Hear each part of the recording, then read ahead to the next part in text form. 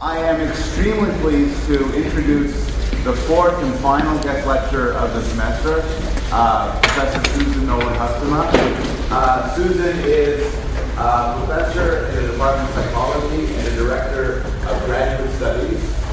She is well known for her work in clinical psychology and especially her research in depression, the nature and causes and treatment of depression, with special focus on sex differences in depression. She basically does everything someone can do. She is a noted scientist, winning many awards and publishing massive amounts of work in scientific journals. She is an award-winning teacher and has authored what in my mind is the very best textbook in her area. And she's a noted popular writer. She's written popular and accessible books, bringing the message and ideas and theories of clinical psychology to the broader public. The only other thing I'll mention before we welcome her is that she's going to teach next year her course in clinical psychology, which has a superb reputation as an extremely interesting course. If you are interested in what you hear today and you want to learn more about it, that's the course you should take. So let's please welcome Dr. Nolan-Hustema.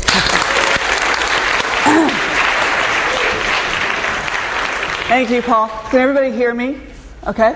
Okay. So what I'm going to do today is to give you a very brief overview of how modern clinical psychology looks at mental disorders, some of the ways we think about what constitutes a mental disorder, some of the characteristics that kind of cut across mental disorders. And then I'm going to use the case of mood disorders, that is depression and what is now called bipolar disorder, or what you may know more popularly as manic depression, as sort of examples of how we think about a particular set of disorders and some of the ways we go about researching the theories, different theories for the disorders, and some of the prominent treatments for disorders these days. Okay? So I'm going to do both a fair amount of lecturing, and then I've got lots of video clips to show you as well. So I'm going to be roaming around and changing venues here fairly often. So the first and most fundamental question in clinical psychology is, what is abnormality? Where do we draw the line between normal, healthy, typical behavior and what we might want to call abnormal, atypical, deviant, unhealthy, maladaptive mental problems? We tend to have an intuitive sense of what we mean by abnormality, and we'd like to believe, a lot of people who come into my course say, well, of course, you guys have figured it out. You know where to draw the line. You have criteria. You have blood tests, right, that tell me whether I have depression or schizophrenia or one of the things I've read about. Well, the reality is that we don't. First of all, there is no biological test for any of the known mental disorders right now. And instead, what we have are a set of behavioral criteria for how to diagnose different mental disorders. And what I mean by behavioral criteria is a set of symptoms that the person reports to you about how they feel, how they think, and a set of observations about their behavior and how typical or atypical it is. And you take the sort of set of symptoms the person shows or reports, and you match them up against the existing criteria for different mental disorders. And then it comes down to a fairly subjective judgment call about whether the person meets the criteria or not. Unfortunately, these judgment calls, because they are so subjective, can be influenced by a lot of factors. And we won't have a chance to go into these too much today, but just to highlight a few of them. The first is social norms. Whether you get labeled as having a mental disorder or a problem depends very heavily on what your social or cultural norms are. So a woman wearing a veil in a Muslim community or culture would be seen as typical, even prescribed behavior, whereas a woman wearing a veil in a non-Muslim culture, and especially until fairly recently, was often looked upon as very atypical or abnormal behavior. The second kind of thing that gets that influences whether something is called normal or abnormal are certain characteristics of the target person. In particular, I've highlighted here gender. whether you're a man or you're a woman, really influences how unusual a certain behavior is. So crying is a good example. A man crying in our culture is seen as fairly unusual, whereas a woman crying is seen as much less unusual. On the other hand, a woman beating up someone is taken as quite unusual behavior, where it's less unusual for a man. So we have gender stereotypes, gender roles, for what is acceptable behavior, and our judgments as to whether something is normal or abnormal get influenced by those gender roles. And the third thing that can influence whether something is labeled abnormal or not is the context. And here I'm giving you the example of paranoia. If you're paranoid and hypervigilant and looking for threat in downtown Baghdad, that's considered very adaptive behavior these days because it could prevent you from getting hurt or killed. Whereas if you're in a quiet little farm town in central Connecticut, being extremely paranoid and believing there's someone who's going to shoot you around the corner is not considered as normal or as acceptable or adaptive behavior. So the context in which you exhibit a particular behavior also can heavily influence whether it gets labeled by others as normal or abnormal. In the field of clinical psychology, we have a number of different ways, kind of heuristics, that we use to label things as abnormal or unhealthy or troubling. And three of these characteristics are what we often call the 3 Ds: distress, dysfunction, and deviance. So behaviors that cause the individual or others significant distress are often get labeled as abnormal or unhealthy. Depression is a prime example, as we'll see when we talk about the characteristics of it. It's a miserable state of being. You're unhappy, you're sad, you may even feel so badly you want to kill yourself. And that very, very high level of distress is part of the reason why it's labeled as a mental disorder.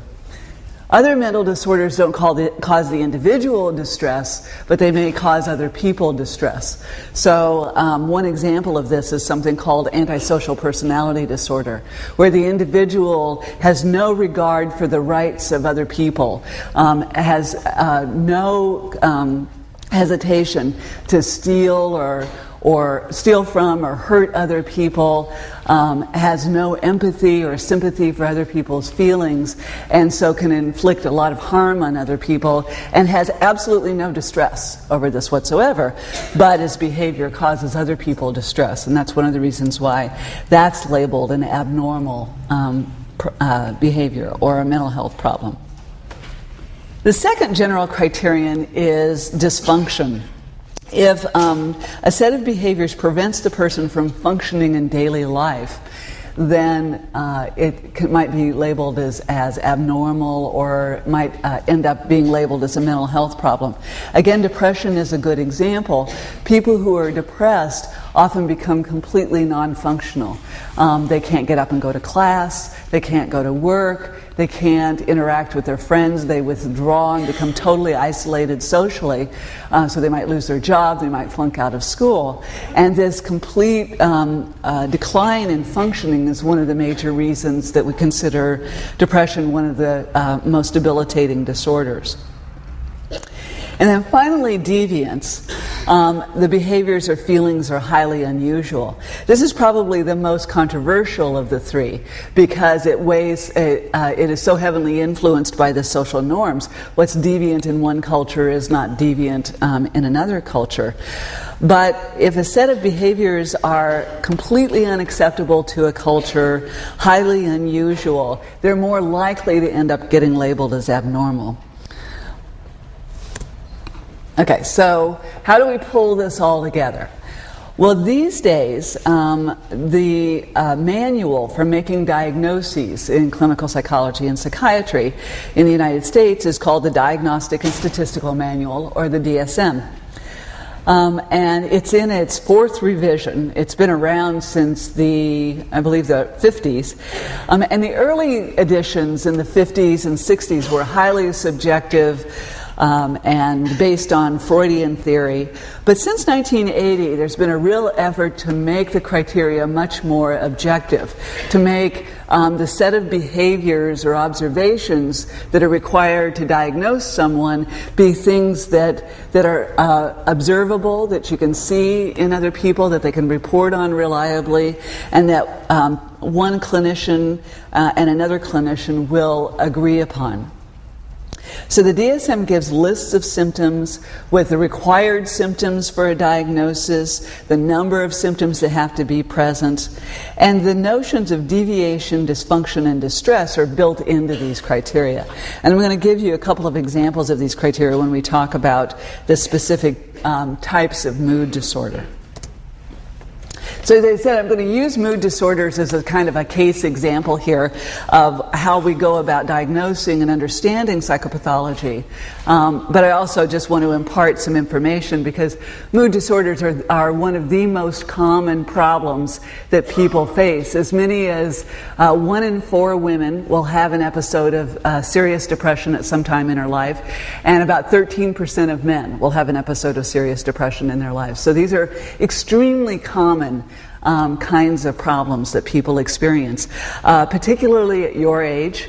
The college years are one of the peak times of first onset of depression in particular, and also for bipolar disorder or manic depression, the late adolescent, early 20s are the peak onset time for these disorders as well. So the mood disorders divide into what's called unipolar depression, or disorders, which is depression only, and then bipolar disorders, where the person cycles between depression and mania. And here are the DSM criteria for major depression, one of the most severe forms of depression. And as I said, the DSM sets up these relatively observable criteria and how many you have to have, and what absolutely has to be present in order to get the diagnosis. So the first criterion in the DSM for major depression is that the individual has to either show sadness or a diminished interest or pleasure in their usual activities, which is referred to as anhedonia. So you have to have one or the other of these to sort of pass the first criterion. So you might say that you feel sad and blue and or actually say you feel depressed. Some people feel those feelings very strongly. Other people don't really feel so sad or blue, but what they'll say is that nothing interests them anymore. It's like the emotion has been sucked out of their life altogether. They don't have any fun doing the activities they used to do before. They don't want to hang with their friends. They don't care about eating. Just nothing feels right, feels good anymore. And then the individual has to have at least four of the following symptoms in addition to sadness or anhedonia. First, they can show significant weight or appetite change. So you may completely lose your interest in eating and lose a lot of weight. Or some people go on eating binges. I had a very good friend who was depressed for about a year, and she gained 50 pounds because she would just eat.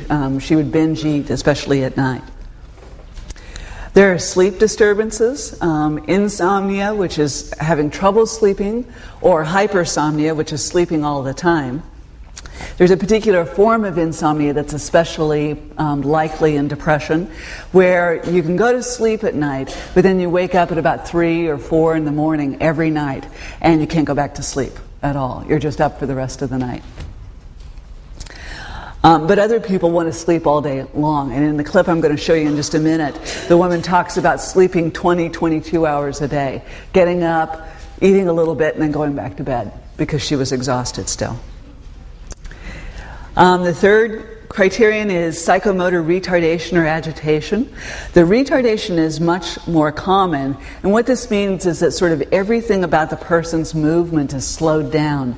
They'll walk more slowly. Their reaction times will be slowed down. And because they're so much more slow moving, depressed people are often more prone to accidents. They just can't react as quickly as they need to when they're driving or when they're crossing the road and a car is coming at them suddenly. So they get into more accidents. And their speech may be slowed down. They may talk very, very slowly. And it's as though it just takes a tremendous amount of energy to get even a common sentence out. A much smaller number of people get agitated instead of slow down. They may be hyper and just feel like they can't sit still and such, but the agitation is much more rare than the retardation. People feel really tired, fatigued, and like they have absolutely no energy. They can't get up and can't get moving. As I said, they may want to just sleep all of the time. Number 5 is feelings of worthlessness or excessive guilt. They may feel as though everything is their fault. And the guilt feelings or sense of worthlessness can even get psychotic. They can lose touch with reality. When a person loses touch with reality when they're depressed, it typically has really depressing themes. They may believe that they are Satan, and that they have to commit suicide because they're inflicting evil on the world. They may believe as though random events are their fault. That a flood that just happened somehow they caused. So the feelings of worthlessness and guilt can get completely out of touch with reality, psychotic. More commonly, they're just unrealistic. They're negative self-esteem, just being down on yourself, feeling stupid and worthless and ugly and bad. Number 6 is diminished ability to concentrate or indecisiveness. When you're depressed, it's really hard to pay attention. You'll read a passage over and over again, and you just can't process it at all. You can't concentrate on a lecture, so going to class is just useless. You have to make a decision about what a paper topic is, and it just seems like the most monumental thing on earth. You just can't decide anything, you can't think anything, your thoughts are completely clouded and overwhelmed. And then suicidal ideation or behavior, it means you think about committing suicide, you think about dying, and a subset of people actually take action to try to hurt themselves or kill themselves. Now, it should be said that suicidal thoughts and behavior don't only happen in depression. They actually happen in all types of psychopathology, but they're particularly common in depression. So you have to have at least 4 of those symptoms, plus sadness or anhedonia. And these symptoms, it can't just be a bad day that you're having. These symptoms have to be present persistently for at least 2 weeks to get the diagnosis. Now, truth be told, most episodes of major depression actually last a lot longer than 2 weeks. In fact, the average length of an episode, if it's not treated, it's at least 6 months. So people stay this miserable for a very long period of time. But the minimum criterion in the DSM is at least 2 weeks. So what I want to do is to just show you a short clip of a woman who has had a lot of episodes of depression. Fortunately, at the moment, she's not in an episode. But she can speak very articulately about what it's like to be in the midst of an episode and some of the significant symptoms that she had. Okay, there are a couple of things she talks about that I just want to comment on.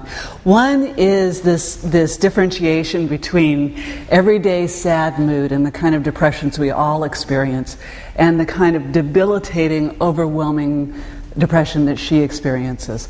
And it is true that there is this continuum from getting bummed out because you didn't do well on a test or because you broke up with a boyfriend or girlfriend or something like this, and being completely non-functional, vegetative, the way that this woman becomes whenever she gets depressed.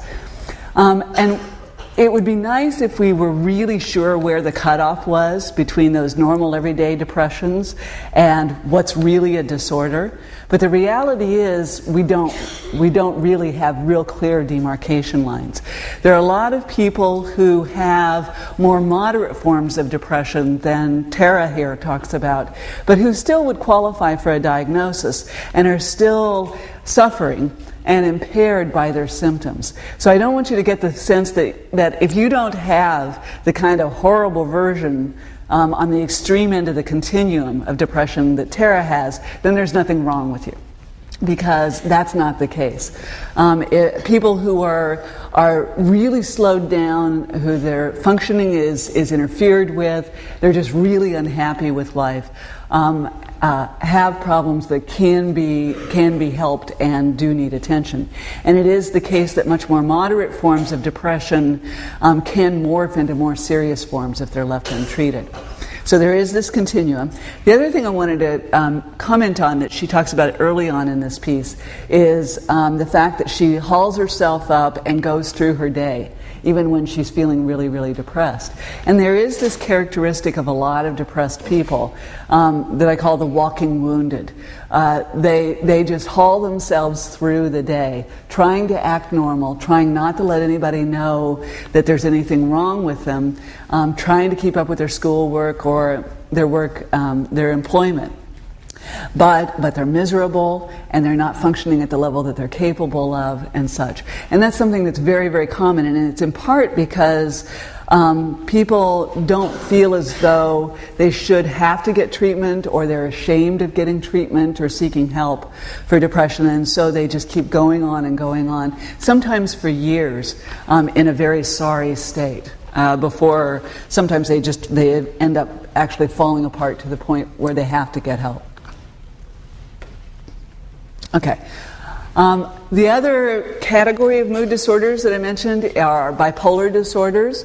And as I said, bipolar disorder involves symptoms or periods of depression, but then also distinct periods of the opposite of depression, which we call mania. So the person cycles back and forth between debilitating depressions and manic episodes. So let me describe manic episodes to you now.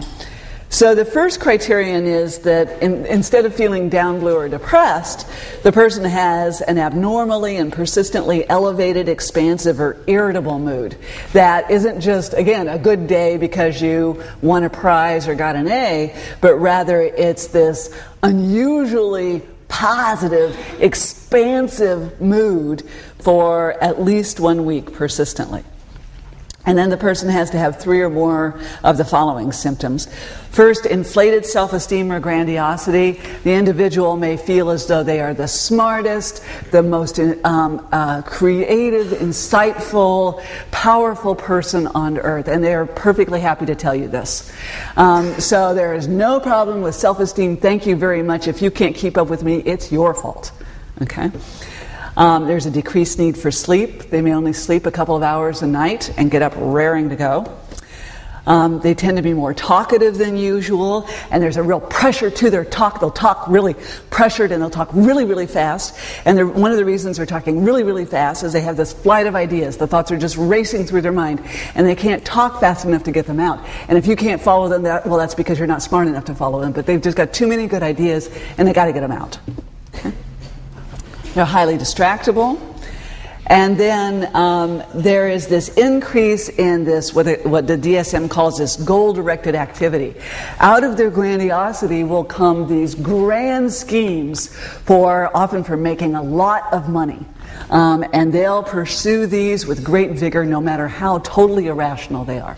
So it's not at all uncommon for them to cash out all the family bank accounts, to sell the house, to sell the car, to sell the kids, so that they can finance this great scheme for making $1 zillion on the internet tomorrow, right? Okay. So, and they'll pursue this with tremendous vigor.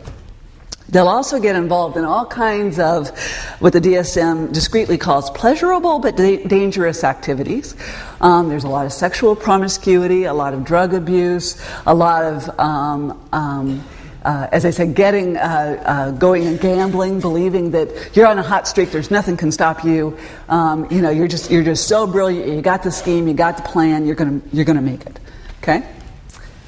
So the individual has 3 or more of these kinds of symptoms, plus this elevated, expansive, and often quite irritable mood. It's not just that they're happy, and sort of upbeat. It's just that they're just impatient and irritable and trigger fire, and sometimes they can become violent because they're so incredibly agitated and irritable.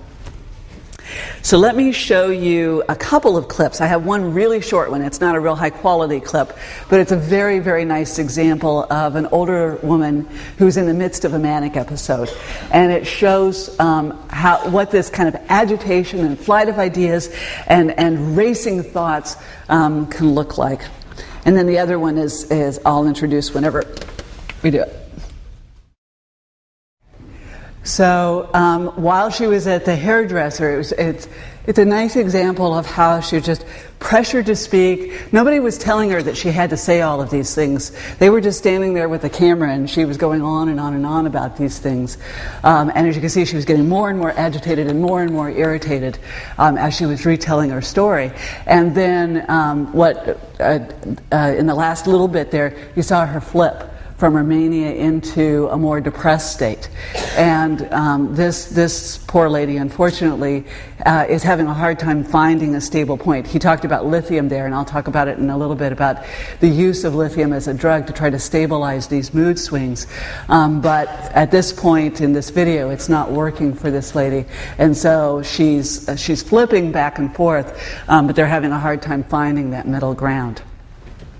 So I want to show you another clip. It's a little bit longer, of a man who has bipolar disorder. He is not currently in an episode of either depression or mania. But again, he can talk about some of the things he got himself into and how it manifested in his behavior. Okay. Just a couple of things that Bernie talks about that I want to comment on. One is that just as in depression, mania runs along a continuum. So it can be relatively mild, all the way to extremely severe and even psychotic. So when a person with mania loses touch with reality, instead of having beliefs that they are Satan or they've done some horrible thing, they'll believe that they are some supernatural being. They may believe that they are the Messiah, or that they are Albert Einstein, come back to life, or that they have supernatural powers or something of this sort. So that their false beliefs, their delusions, and their hallucinations, the things that they see and hear that aren't really there, tend to be very grandiose in their themes. Bernie's mania is not on the far end of the continuum by any stretch, but you can see it still gets him into trouble. Now, there are people who cycle between fairly low levels of mania and fairly low levels of depression, back and forth. And there's been some argument that people who are kind of chronically, mildly manic, especially if they're really smart or they have a special talent, can make it work for them. And there is a wonderful book by Kay Jamison, who's a professor at Johns Hopkins, where she does sort of historical biographies on a number of well-known authors and poets and musicians, Robert Schumann, and a number of politicians, Winston Churchill and such, arguing that they actually had mild forms of bipolar disorder, and that they were able to sort of channel the manic episodes through extraordinary talent or intelligence in ways that made it work for them. There are also a number of arguments that very, very successful CEOs sometimes are people who are chronically slightly manic. They can go on a couple of hours a night of sleep. They're obviously really quite grandiose and self-confident, and that they can maintain this kind of moderate level of mania, keep it under control, and channel it in ways that works for them. So if you're interested in that book, send me an email and I'm happy to send you the citation for it. But for the most part, mania can get people into tremendous trouble. They can, as I said, get involved in sexual promiscuity that puts them at risk for sexually transmitted diseases. They can get involved in drug activity. They can get themselves arrested. They can certainly send themselves and their family into bankruptcy. And these kinds of negative consequences of the mania often are what motivates the person to get help, because the mania itself can be rather pleasurable to have. Also what motivates them to get help is the plunge into depression, the knowledge that they will at some point come out of the mania and go into a debilitating depression. Bipolar disorder is much less common than depression. I said that about 22% of women and about 13% of men will have an episode of serious depression at some time in their lives. Bipolar disorder occurs in only about 1% of the population, and it's equally prevalent in women and men. So it's a really quite different disorder in many ways from depression alone. I'm going to give you some other statistics about depression per se, and this only applies to depression. There are quite large age differences in the prevalence of depression. These are data from a nationwide study of people between the ages of 15 and 55. And these are the percentage of people in this study, and there were several thousand people in this study. These are not people who have sought treatment for depression, but just a random community sample. And this is the percentage who've had an episode of major depression in the past month. And as you can see, the 15 to 24 age range has the highest rates. And then they go down somewhat, although the 35 to 44 is fairly high as well with age. You might be surprised to learn that the rates of major depression in the elderly are actually quite low by most national statistics. That's true up to about age 80 or 85. But and the arguments for why this is the case are very interesting. There are some people who argue that as you get older, you get wiser, and so that's why we see lower rates of depression in older age. There are other people who argue that current generation, younger generations now, your generation and the one above you, are more prone to depression and will be for the rest of your life compared to your grandparents because of historical changes in the kinds of social support and family networks available and a number of other historical cultural changes.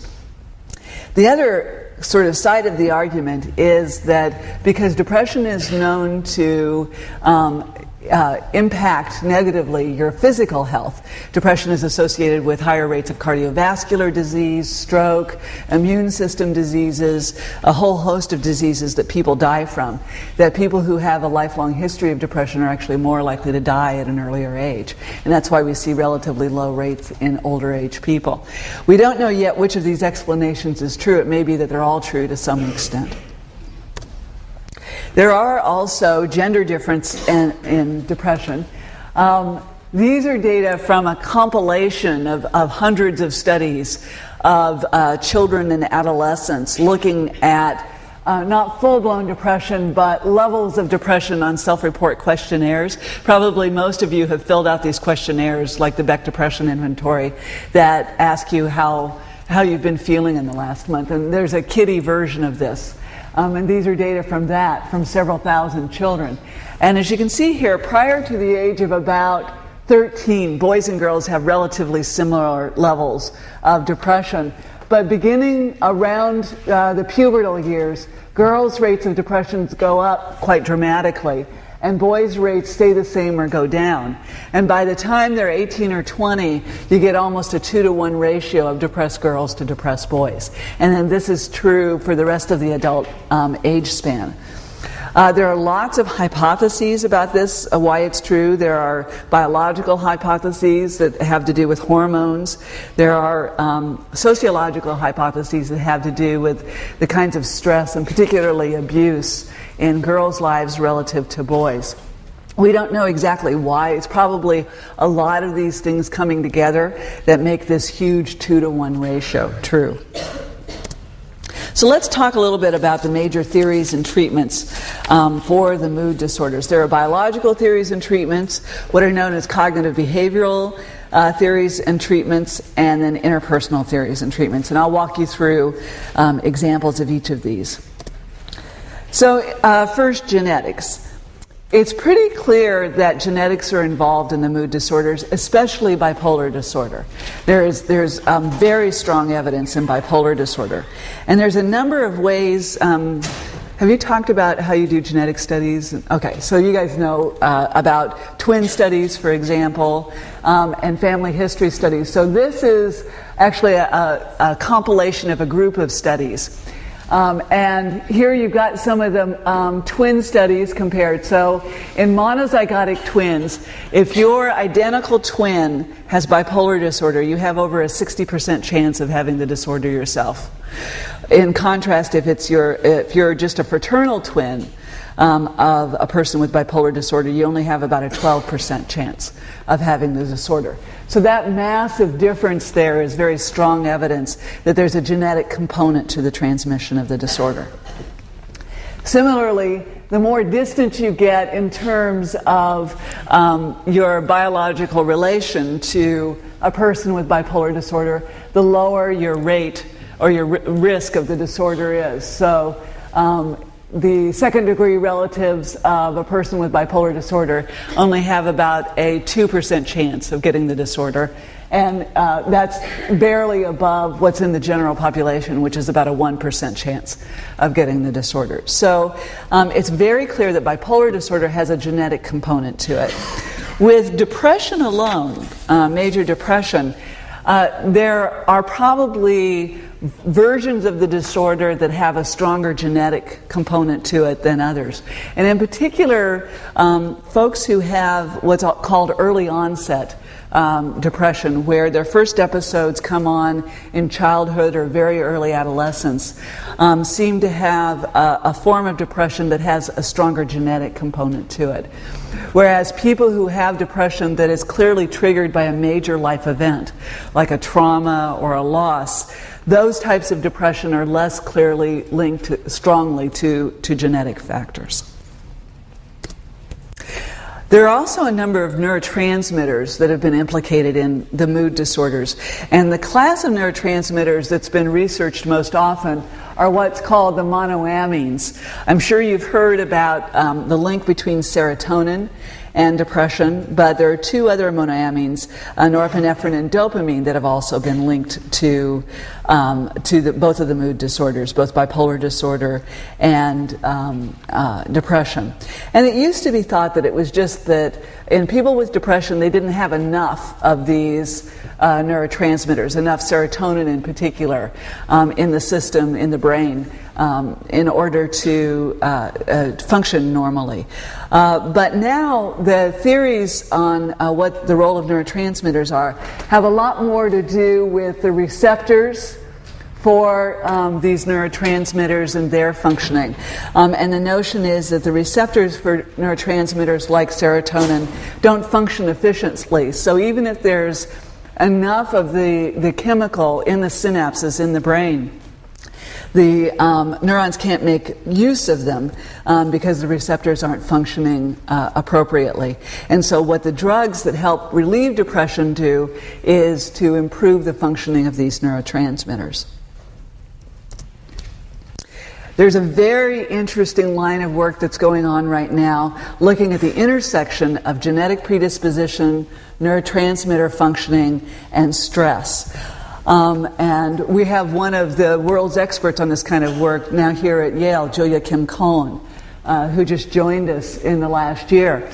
But there are several recent studies. There's another person in psychiatry, Joan Kaufman, who's done some of this work. But there are several recent studies that find that certain variations or polymorphisms on the serotonin transporter gene predict who will become depressed in the face of stress. So the classic study was done by Avshalom Caspi and colleagues, and they found that people who have one or two of what's called the short allele on the serotonin transporter gene, so this is a particular variation on the serotonin transporter gene, if they had one or two of these short alleles and they were confronted with stress, they were more likely to develop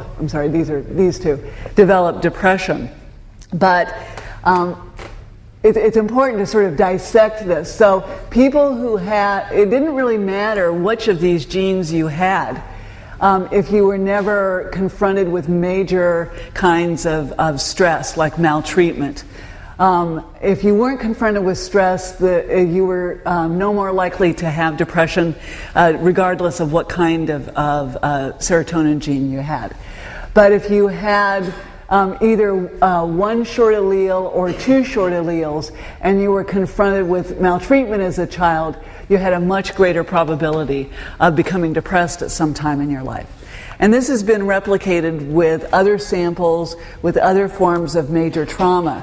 And basically the story is, it takes the intersection of a genetic predisposition and major stress to create full-blown depression in some people. Now that may not be true for all genetic predispositions or all forms of depression, but this serotonin finding has actually been replicated now in at least 4 different studies.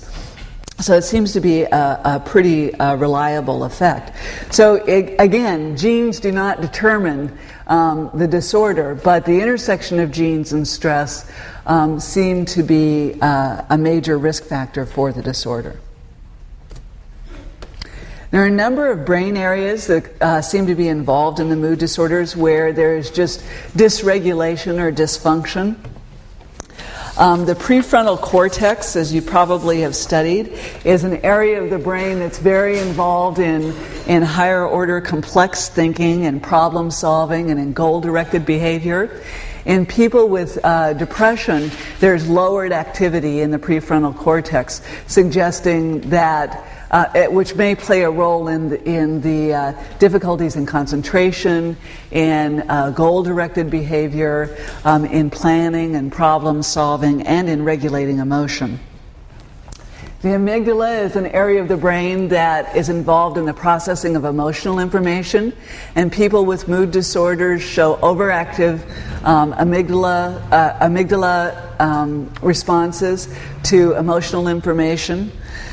This is true in both bipolar and in depression. The hippocampus is an area of the brain that's very involved in memory and in concentration. And in people with chronic depression, you often see shrinkage in the hippocampus. And this may be related to their problems in concentration and attention.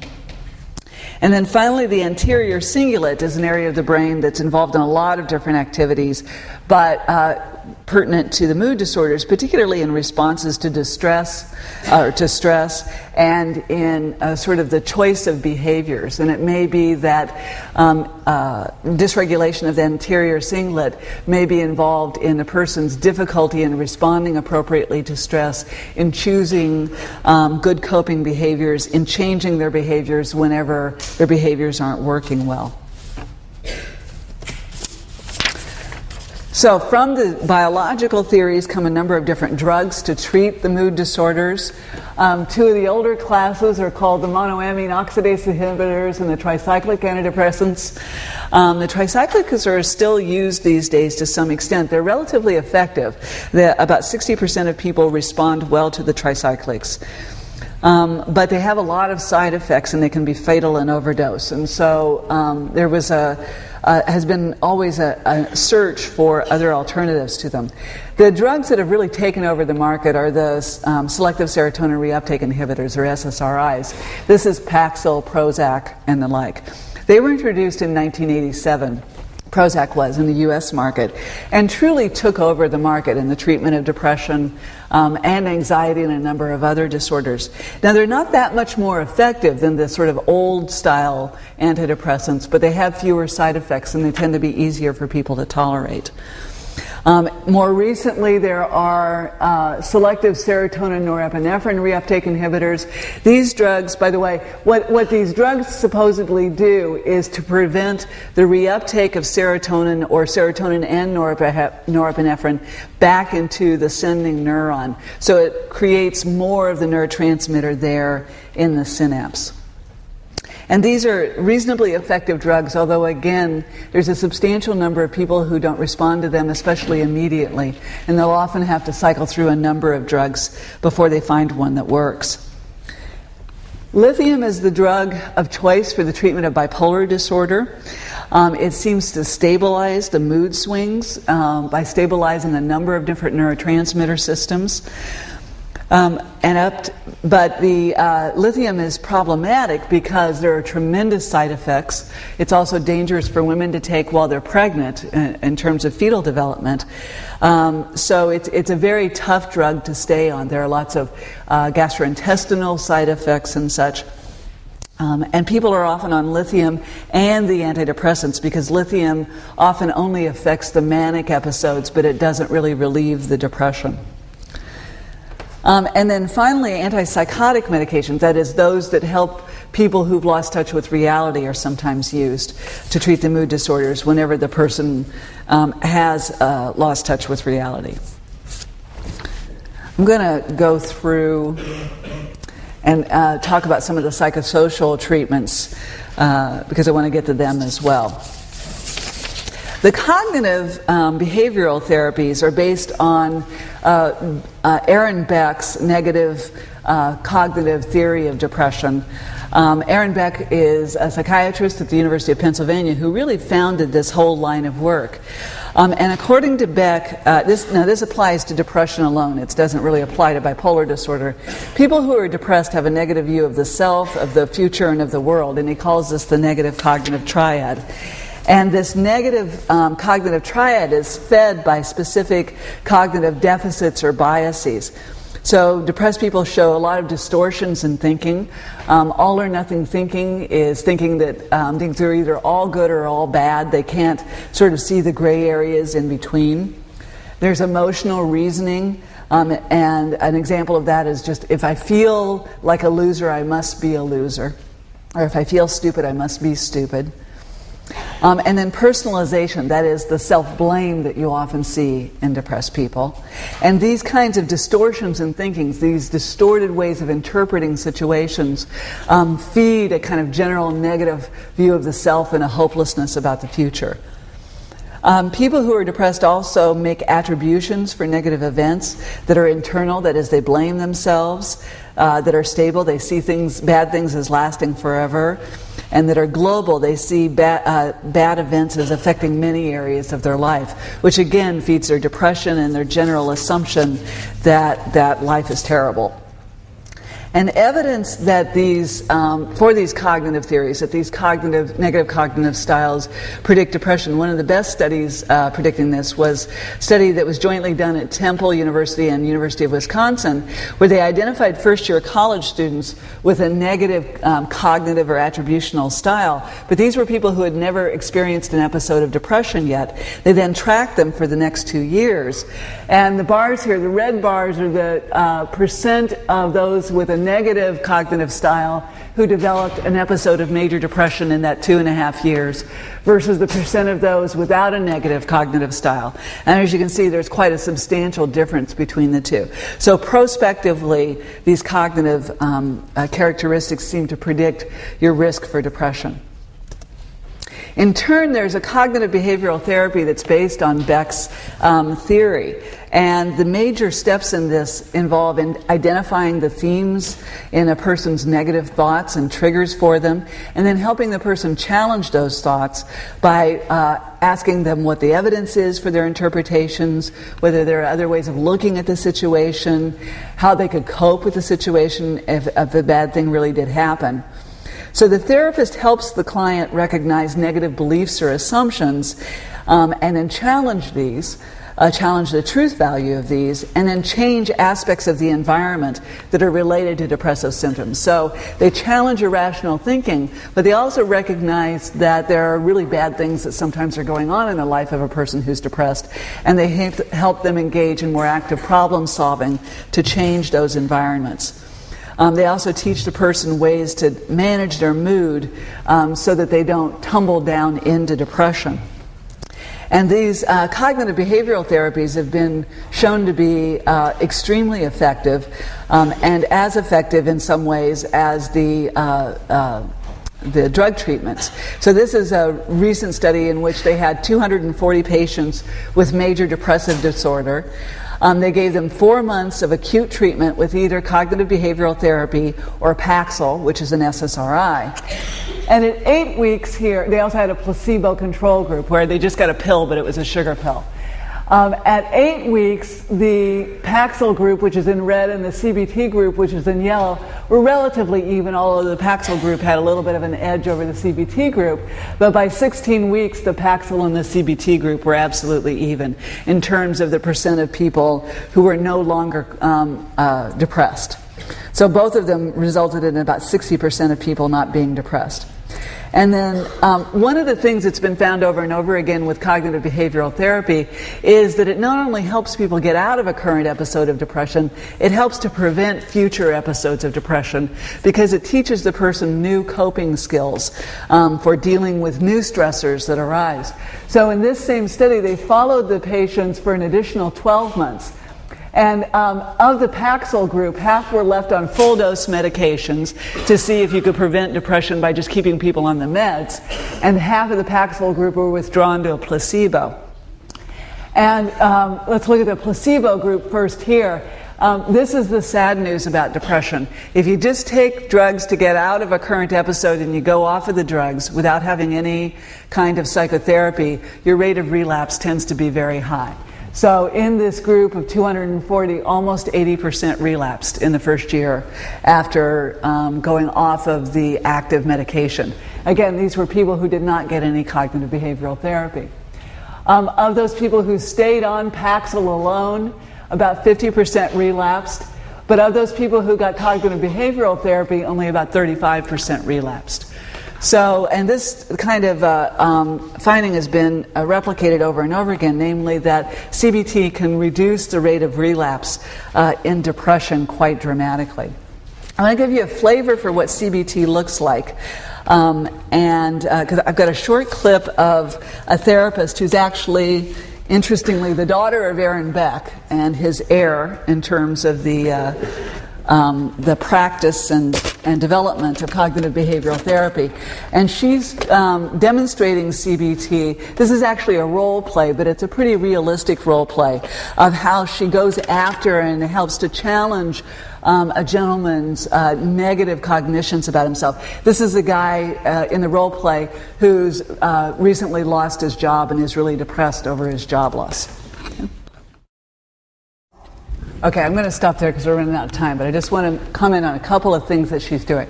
So you see that she's having him generate his own challenges to his negative thoughts and write them down. And one of the major premises in CBT is it's not just what goes on in the therapy session that is effective. In fact, that's a minor part of it.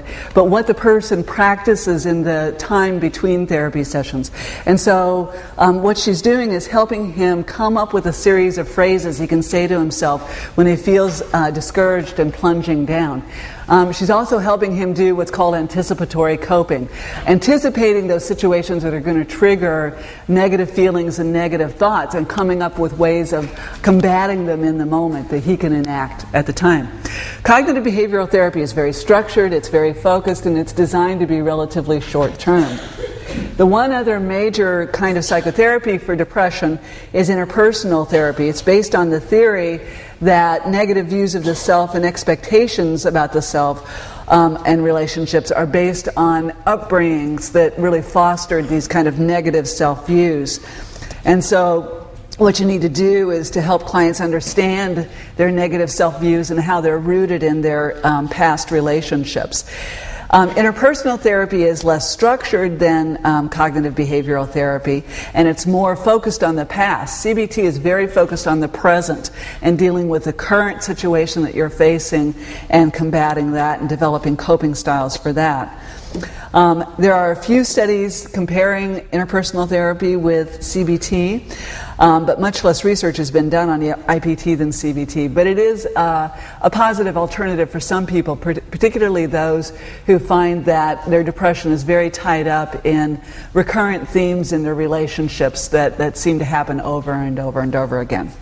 But to end, the good news about depression is that there are these alternative therapies. There are a number of drug therapies, and there are at least 2 psychotherapies that good controlled research have been shown can be very helpful. So people have a choice, and there is absolutely no need for people to stay in depression, but rather to seek out the kind of therapy that applies to and appeals to them the most. Okay, thanks very much.